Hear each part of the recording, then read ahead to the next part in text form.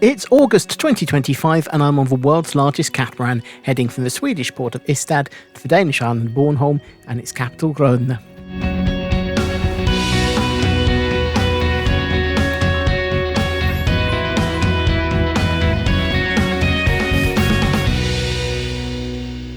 Located in the Baltic Sea, almost equidistant from the southern coast of Sweden and the northern coasts of Germany and Poland, the island of Bornholm has been fought over for centuries. Originally owned by Denmark, when Denmark owned most of what is today southern Sweden, the island was pawned to Lübeck, then the capital of the Hanseatic League, in 1525 for 50 years in payment by Frederick I of Denmark for the League's help in his acquisition of the Danish throne. The island was invaded by the Swedes during the Torstenson War in 1645, but they returned the island following a peace settlement. However, just 13 years later, in 1685, the island, along with the rest of their lands on the southern Scandinavian peninsula, was ceded to Sweden as part of the Treaty of Roskilde. Swedish rule of the island was fleeting, as the Bornholm uprising took place on the 8th and 9th of December 1685, during which the population of the island rose up against their new Swedish overlords, primarily over taxation and conscription. This led to the assassination of the Swedish governor and the collapse of Swedish forces on the island, with the Bornholmer forces handing control of the island back to Denmark. Following local government changes in 2007, the island has been part of the capital region of Denmark, making it part of the same county as Copenhagen, even if it's closer to 3 other countries than the Danish capital. The capital and largest settlement on Bornholm is Rønne, located at the westernmost point of the island. It's likely that settlement in Rønne first took place around 1000, with a small fishing community growing up around the natural harbour. In 1275, a small chapel dedicated to St Nicholas was built, which later developed into the large church that is today one of the defining features of the skyline of the town as you arrive into the harbour. In the early 14th century, the community was granted the status of a market town, with the founding of Rønne given as 1327. Even with its gaining of town status, Rønne and Bornholm more generally was being eyed covetously by its neighbours, both within the Danish Empire and the wider region.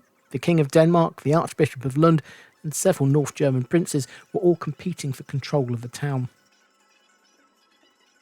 The Germans were particularly interested in Bornholm as a strategic position in the Baltic Sea. However, the group that took the strongest position was a trading and military alliance of the Hanseatic League and its capital, Lübeck. Starting in the 15th century, Rønne was repeatedly plundered and burnt by the men of Lübeck, proving that the Hanseatic League was equal parts merchants and militia. The attacks from the Lübeckers only really ceased when the island was pawned to them in 1525 to pay off the King of Denmark's substantial debts. In a pattern that was to be repeated, albeit much more rapidly, of the Swedish a century later, the Hansa demanded ever higher taxes from the local population, and this eventually led to the citizens rising up and taking revenge, eventually chasing the Lübeckers off the island whilst allowing other German communities to remain. In 1576, control of Rønne was returned to the Danish crown. Over the following centuries, the town suffered from both a decline in the fishing industry and 2 bouts of plague in 1619 and 1655, and it took decades for its economy to recover, not helped by the, albeit temporary, change to Swedish rule for a few months in 1658. In 1834, the town hall was built in Stortorv, the town's main square, and this became the centre of administration for both Rønne and Bornholm for many years. Early on the morning of the 9th of April 1940, Denmark was invaded by the Nazis, and with that, control of the island passed into German hands. The island survived the war with very little impact, other than the crash landing of an experimental V-1 bomb on the island in 1942. The wreckage was secretly photographed and documented by the Danish naval officer in charge on Bornholm, Lieutenant Commander Hasager Christensen, and the details rapidly made their way into the hands of British intelligence, giving them the first indication that Germany was planning on building flying bombs and rockets. On the 7th and 8th of May 1945, the very last days of the war, the Soviet Air Force bombed the island, targeting Rønne and the eastern port town of Nexø, reportedly because the German occupying forces refused to surrender after the rest of Denmark had been liberated on the 4th. The bombing raids destroyed or damaged most of the houses in Rønne and killed at least 10 civilians. On May the 9th, 1945, the Soviets occupied Bornholm, and it wasn't until nearly a year later, on the 5th of April 1946, when an agreement was reached with the Danish authorities and the island finally passed back under Danish control. The rebuilding of Rønne took several years, with much of it being rebuilt in its traditional architecture of quaint streets and half-timbered houses. Denmark, including Greenland and the Faroes, raised around 8 million Danish kroner. That's around 200 million kroner, or £23 million, or 27 million euros in today's value, to help with rebuilding. In addition, Sweden sent over 300 timbered houses to help with the reconstruction.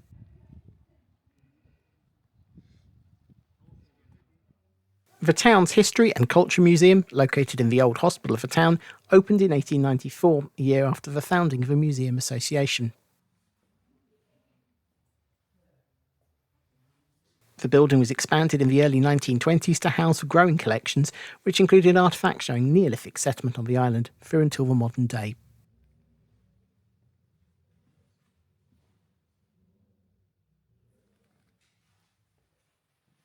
The collection includes a large number of hoard finds of coins and gold discovered across the island.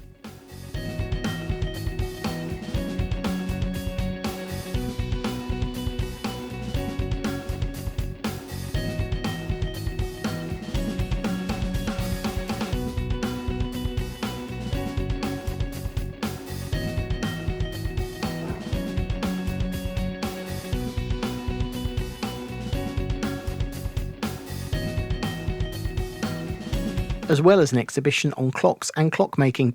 Rønne became famous for its long case or grandfather clocks, which were manufactured on the island from the middle of the 18th century until around 1900.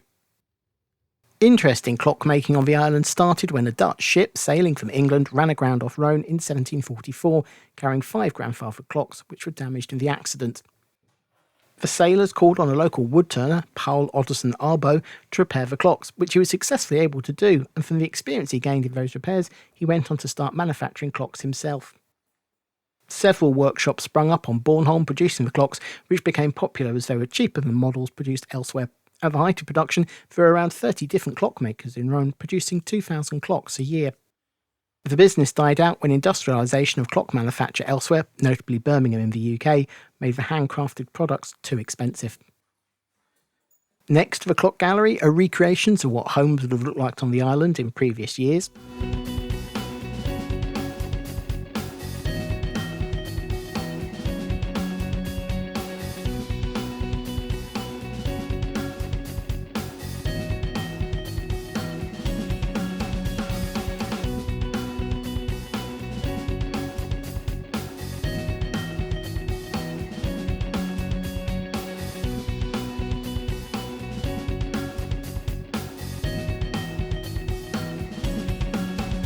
There's also the recreation of a Rønne school classroom.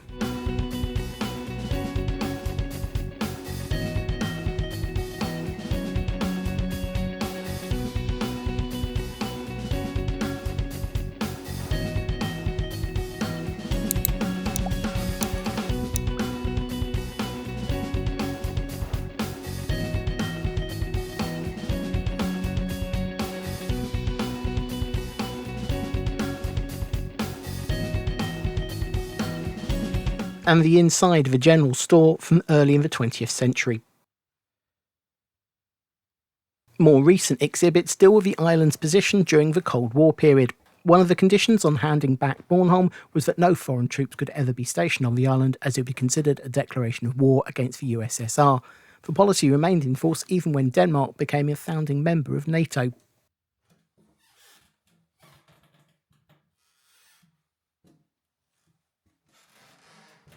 On the day of Stalin's death, a Polish pilot defected from the Eastern Bloc and landed his MiG-15 fighter on the island, giving Western intelligence agencies access to the then newest Soviet jet fighter.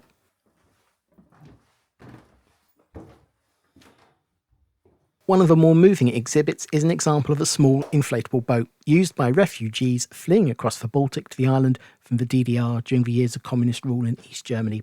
At its narrowest point, it's less than 60 miles from the north coast of Rügen to the southern coast of Bornholm, and with that, an escape into the west.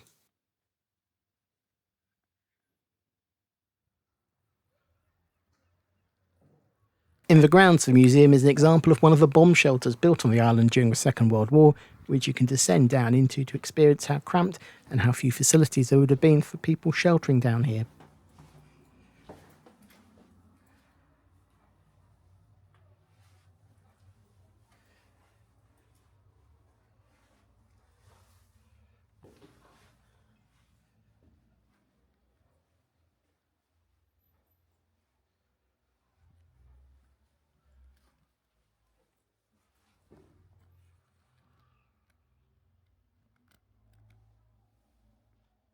Along with the museum and the former hospital, the Bornholm Museum also operates a number of other sites across the island, with the former terracotta factory of Lauritz Adolf Hjorth being another site in the town. The Hjorths Fabrik was founded in 1859, originally in Lauritz's parents' house, but 3 years later he moved into a property on Kristallgale. The following decade he purchased the neighbouring property to expand into. Whilst located in his parents' house, Lauritz had initially produced water coolers, flower pot covers and matchstick holders, but with the move into the new factory, he refocused on decorative objects in an antique style, with statuettes, vases and figurines being produced in terracotta. Following the factory's expansion, the company was able to export their terracotta objects globally, with their products being found in the fashionable department stores of Paris, Berlin, London, New York, St. Petersburg and Vienna, as well as making their way to Australia and the Danish West Indies. The factory participated in many world exhibitions, often winning prizes. Lauritz died in 1912, at which point the factory was taken over by his 2 sons, Peter and Hans. Peter became the sole proprietor in 1931, and the factory then passed to his son, Eric. In 1982, Eric's 2 daughters, Ulla and Marie, took over running of the factory for its final 11 years.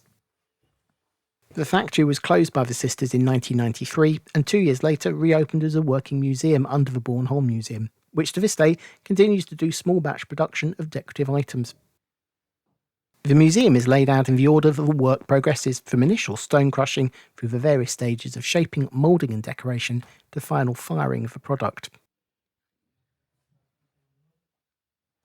Along the way you can visit the throwing room, where a series of potter's wheels allow multiple people to work on turning the raw clay into plates, figurines or other objects for the museum is producing on that day.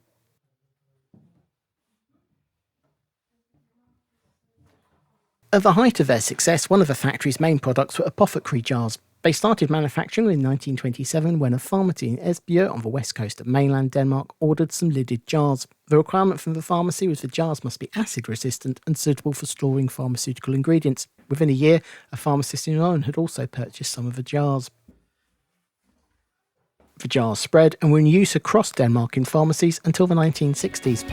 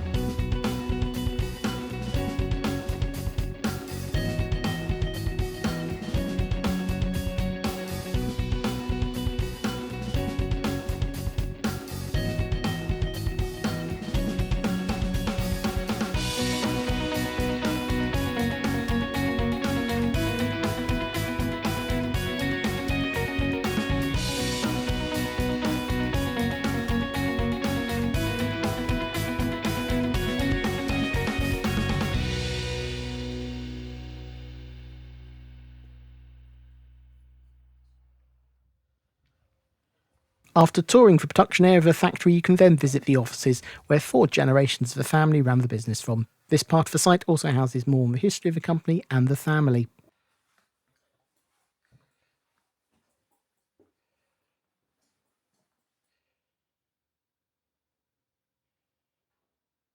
Back in the other main building of the site is a small exhibition showing part of the family's collection of decorative pottery and earthenware displayed in chronological order from ancient Greek through to the relatively modern day.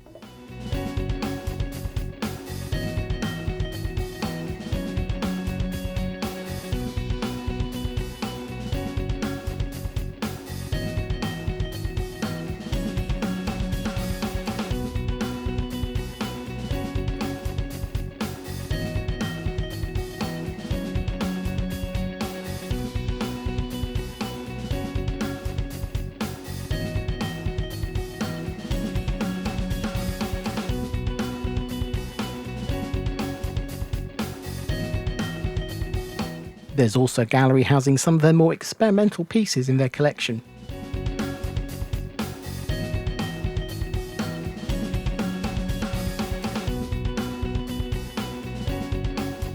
A few of which do look like they came straight from the set of the first Beetlejuice movie.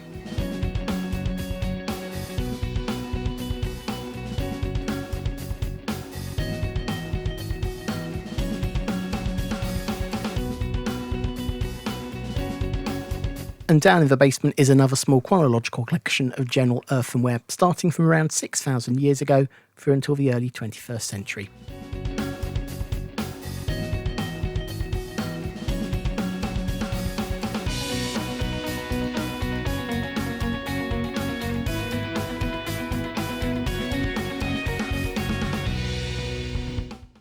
St Nicholas Church is the largest church in the town, and the current building is located on the site of the first modest church building, which was erected around 1275. At the time of construction, the church was only a summer chapel, with the main church being Knud's Church, some 3 kilometres inland. The growth of Rønne required the expansion of the church, and around 1350 a substantial extension was built on the western end of the church, doubling its length. Parts of this extension still exist to today in the current north wall of the church. The iconic tower was added in 1550 and rebuilt in 1699. In 1797, the north arm was built and the altar was moved to the south wall of the church. Major reconstruction took place between 1915 and 18 with the addition of the south transept and the widening of the whole building. Restoration works were carried out again between 1982 and 83. The tower of the church is now a defining part of the skyline of the town as you approach it from the sea, the other part of that skyline being the Rønne Fyr or Rønne Lighthouse. Originally built in 1880, it replaced a simple light which had previously stood on the site. The structure is a tapered, white-painted octagonal tower in cast iron with a lantern and gallery on top. The total height is 18 metres, which gave it a visibility of around 17.5 kilometres from sea level. The lighthouse was taken out of use in 1987, but continues to be maintained as a landmark.